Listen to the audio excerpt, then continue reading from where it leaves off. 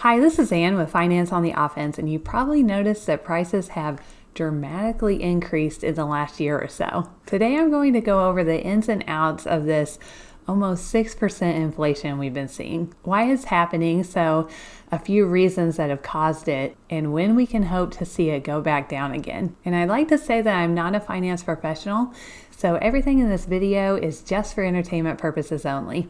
All right, let's get started. So yes, inflation is hitting us so hard right now. Groceries, housing prices, shipping prices, you name it, it's probably gone up quite a bit in the last few years. So I went out to the internet to find out why exactly this is happening, and I put all the links that I referenced for this video in the description below, so you can just go check that out and get a more in-depth view on why all this is happening if you want to read those articles. First off, for most of 2020 and probably half of 2021, people just weren't spending money.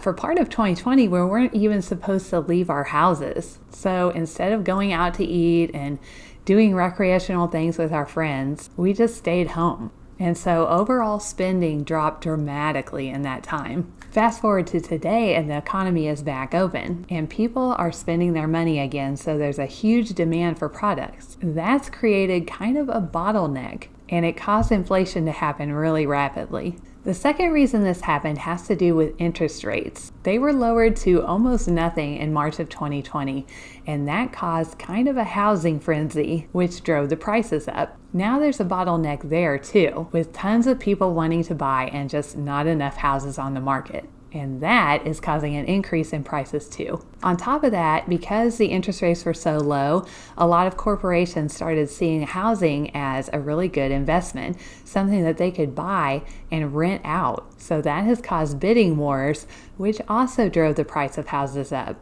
The third reason for inflation is supply chain disruptions. When COVID happened, everyone stopped buying products pretty much. Companies all over the world weren't making money.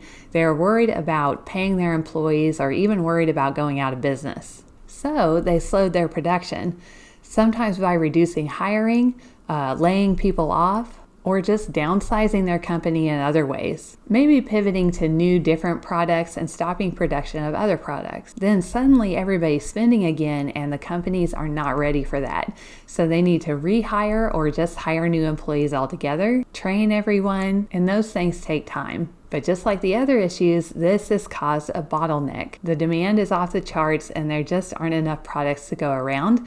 So the supply is low, which means the demand is going to shoot up. And when that happens, prices increase. The fourth reason is the Great Resignation. People are quitting their jobs en masse. I plan to do a video soon about this topic, and if it's made already by the time you see this video, it'll be right up here in the corner of your screen. But I'm just going to go over why that's happening and what the effects are. But the fact is that there's a huge worker shortage, and that's causing issues with the supply chain too. For example, the trucking industry has a shortage of 60,000 drivers, and if products can't make it to the shelves, that is going to cause shortages too. On top of that, companies are having to pay higher wages to keep their current employees and also hire new ones.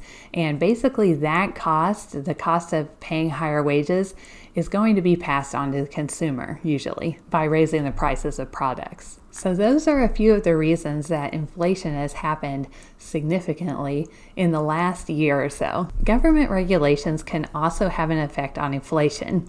And although I don't really have a current example for you, let's just say a banana costs $1. Let's say the government passes a new regulation that causes bananas to be a little harder to harvest. And because of this, either less bananas get harvested or it's more expensive to harvest the same amount of bananas. The company passes on the cost of the extra expense to the customer by raising the price of their banana to $1.10, for example. So that's one way that regulation can cause inflation, by making it harder for the things to be produced or the services to be rendered, and so the cost is just passed on to the consumer.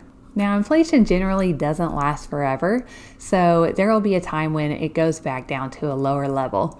And the Feds have predicted that it'll drop from 6% back to 2.2% in 2022 sometime, after everything kind of stabilizes with the pandemic. So that'll be really nice if it happens. Let's hope. All right, I hope you liked this video, and if you do, please click on the subscribe button and then click the little bell next to it, and you'll be notified every time a new video comes out. All right, I'll see you in the next video. Thank you.